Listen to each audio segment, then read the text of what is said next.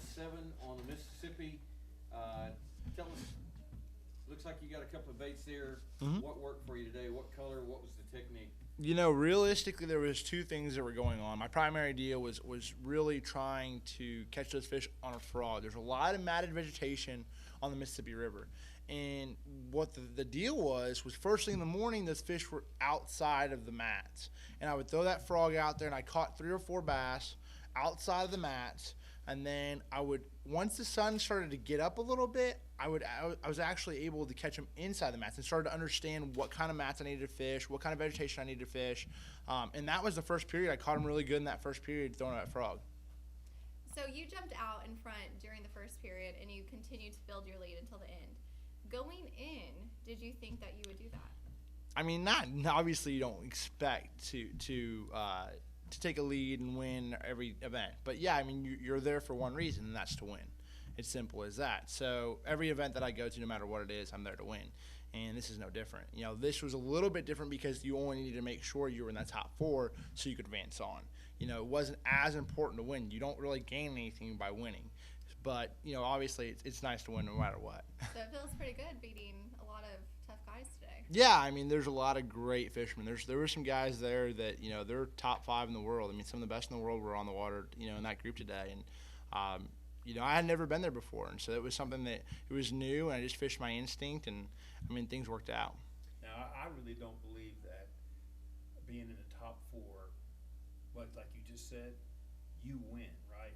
Being fourth would not be putting you in the right mental condition for the next round, right? Well, I definitely agree with that. I mean, the thing is, there's a lot of momentum in the sport, and momentum is important in any sport, but even more, it's so important in fishing because it's confidence, and that momentum pushes you further to the next round. I think that you can bring that to the next round, and you're confident, you're ready to go, and things can work out a little bit easier. When you're not confident in what you're doing or what your decisions, you're probably not going to catch them very well. And so, bringing that confidence in the next round, I'm feeling pretty good. Kind of building on that, this will fans will be watching this at a later date. Mm-hmm.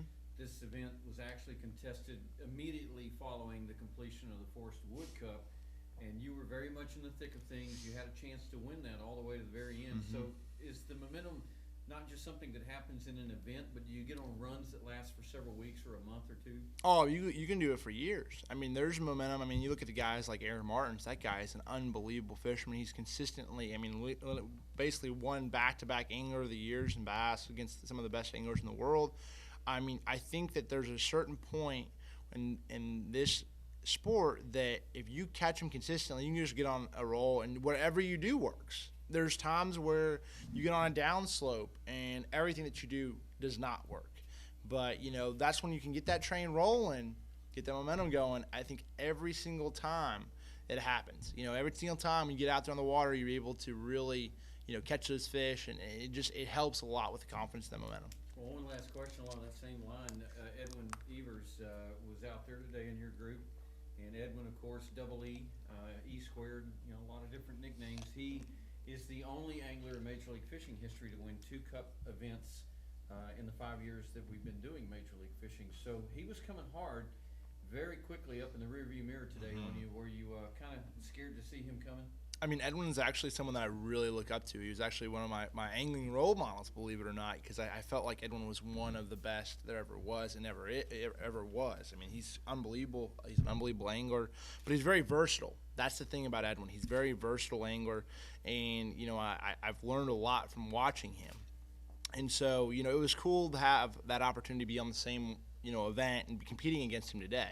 It was definitely something that made it to where, hey, he's coming after you. He's going to want to win, and he's not wanting to lose. And today, was able to hold them off. You're now qualified for the sudden death round. How are you going to go about preparing yourself for that next round? Well, I mean, I think you go out just to prepare to win. You try to win. I mean, that's what it is. I mean, if you don't, obviously you want to be ready to go, and you have as many rods, and you don't know where you're going to go. You have no idea what you're going to be doing. It might be smallmouth that one while we're up north. It might be largemouth. Might be another place like we're fishing today. You just never know. So you have to prepare yourself for anything. And I think that's the guys who can prepare themselves for anything and any conditions they're going to deal with are the guys that are going to probably prevail. The sudden death round, all the other rounds and the select, they're basically the same. You're trying to win. You're trying to be number one at the end of the day. Today, first round here at the cup level event, the General Tire Summit Cup, you're trying to be in the top four. A little different animal, sudden death round, because it's not a marathon like the round today was, be on top at the end of 3 periods. It's the first 3 across the finish line, move on. You may not have all day to get it done. Yeah, I mean, you're definitely going to have to increase everything. You're not going to be – this is the thing today, I can tell you for sure. I went through an area and I didn't lean on it. You know, you don't lean on an area because you're trying to constantly dial things in.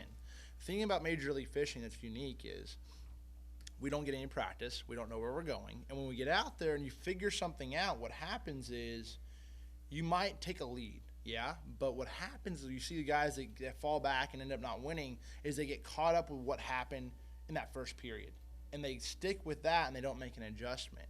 Or they don't make an adjustment to the areas they're fishing. And so today I'm constantly looking for new water because I know in this event, if you're going to win, you have to constantly be looking for new places, new techniques, and that's all I did today. You know, keeping an open mind is a really big key in this event. Jacob, it appears that you had a flawless day. You didn't get any penalties called on you or anything. So did anything go wrong in your boat today? I mean, I not too bad. I mean, I did break off one of my favorite little frogs, but, you know, it's part of it. You know, that's going to happen. But a pike went up there and smoked it, and I set the hook, and it snapped, and I'm like, dang, sucker. But overall, no. I mean, it was a really cool day, and it was just, you know, an enjoyable day because when you get out there in that lead, I was enjoying watching the guys like Watson and Andy and Mark Davis battling it out to see who's going on. I mean, that's enjoyable when you're 12 pounds up. It's not enjoyable when you're in the mix of things. You know what I'm saying? It's just not. So, you know, it was a lot of fun. Did you get any penalties today? None. Zippo. Got it. Last time you fished an event, I think you had like 10. Yeah, I was catching like all these little 11.5-inch smallmouth, and I was boat flipping them, and they'd fall off, and then I'd chuck them. I was like, they're like, oh, no, it's another 4 minutes, and I'm like, whatever. Just part of it. Jacob, some have said that Major League Fishing is the future of tournament fishing. What's your opinion on that? I think it's a way of competing that really allows you to hone your skills. I think it's an awesome way to compete. I think it's a great way to show your skill set and hone your skills, because there's so many times that we have time to practice. The best fishermen on tour are the guys that can roll with whatever. They can eliminate, you know, something and just basically have all practice 3 days and then throw that out the window and just go fishing. And so in Major League Fishing, you're doing that. I think that decision making is key, and it helps you with all those things. It really helps you as an angler. How do you feel about what the river produced for this time of year here in La Crosse? I think it's a great fishery. I think it's awesome. I think it's probably one of the toughest times to fish the river. I mean, I know I've been up here, not in this exact area, but on the Mississippi River, and I mean, it's an unbelievable fish. There's so many fish in this place, and you know, it's a lot of fun. What makes it so tough? I don't say it was tough because I think you go anywhere else and you don't get. I mean, it's like 12 to 15 pounds wins, and here, you know, 35, 40 pounds wins probably will win the event. And I don't think it's necessarily a tough thing. I think it's more just trying to find them. They're so vast that what happens is you're trying to figure out, you know, once you get into them, you can catch them. But you catch 3 or 4 or 5. And then you go through a lull. And you have to keep your head up the whole time because, you know, you only have 10 minutes that it goes down. You catch them in 10 minutes, hour goes along, you don't catch them, you find them again, 10 more minutes of, you know, bam, bam, bam. So you constantly have to keep your head up because you never know when that 10 minutes is going to happen. Kind of a follow-up question. You mentioned a couple of times smallmouths. There are largemouths here. Did you catch any largemouths today, and how much of a factor were they? So I caught all my fish were largemouth today, and the smallmouth I didn't feel like they were going to play as much of a role. It's been really hot this summer, and I mean, it's hot up here. I mean, it's 90 degrees. And, you know, one thing that happens on the rivers in the fall, the smallmouth start grouping up when the water starts cooling off. This is a tough time of year to fish for those smallmouth because they're probably not grouped up. You might catch a rogue 3 or 4 or 5 pounder. There's giants that live in the Mississippi River.